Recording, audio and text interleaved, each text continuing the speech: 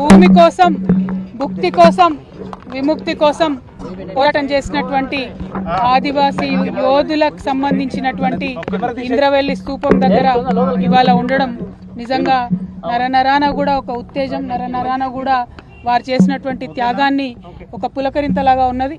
మరి వారి త్యాగాలను గుర్తు చేసుకొని తెలంగాణ రాష్ట్రాన్ని అభివృద్ధి చేసుకుంటూ వచ్చినాం. వారు ఏదైతే భూమి కోసం పోరాటం చేసినరో తెలంగాణ రాష్ట్రంలో కేసీఆర్ గారు ఈ మొత్తం యావత్ తెలంగాణ ప్రదేశంలో ఉండేటటువంటి గిరిజన ఆదివాసీ సోదరులందరికీ కూడా మరి భూమి మీద హక్కులు ఉండాలని చెప్పి 4.5 లక్షల ఎకరాలకు భూమి హక్కులు, అడవి హక్కులను 2.5 లక్షల ఎకరాల పైచిలకు ఆదివాసీ గిరిజనుల సోదరులకు ఇవ్వడం జరిగింది.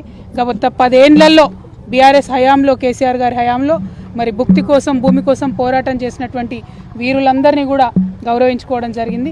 అటువంటి ఇంద్రవెల్లి స్తూపం దగ్గర ఇక్కడ ఉన్నామంటే నరనరాన కూడా మరి వారు చేసినటువంటి త్యాగం, వారు చేసినటువంటి పోరాటం మమ్మల్ని ఇంకా ఉత్తేజం ఇస్తుంది. మాకు ప్రజల పక్షాన, ఆదివాసీల పక్షాన, గిరిజనుల పక్షాన, మహిళల పక్షాన, దళితుల పక్షాన, బహుజనులందరి పక్షాన నిలబడి పోరాటం చేసేటటువంటి ఒక స్ఫూర్తిని బీఆర్ఎస్ ప్రతి సైనికుడు కూడా ఇవాళ ఇంద్రవెల్లి స్తూపం దగ్గర నుంచి తీసుకుంటా ఉన్నామని చాలా సగర్వంగా తెలియజేస్తూ ఉన్నాం.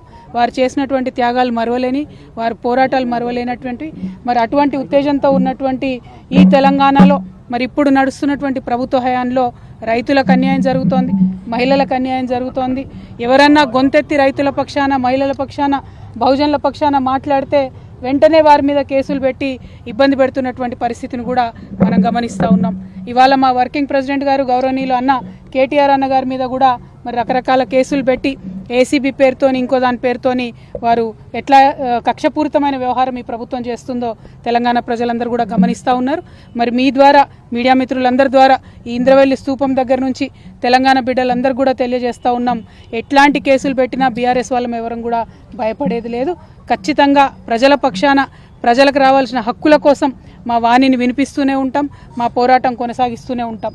నిన్నటికి నిన్న ఈ ప్రభుత్వం మొదలు 15,000 ఇస్తాము ఎకరానికి రైతు భరోసా అని చెప్పి దాన్ని తగ్గించి 12,000 ఇస్తామని చెప్తే ఇవాళ బీఆర్ఎస్ పార్టీ పిలిపించింది, రాష్ట్ర వ్యాప్తంగా మేము రైతుల పక్షాన ధర్నా చేస్తామని చెప్పి.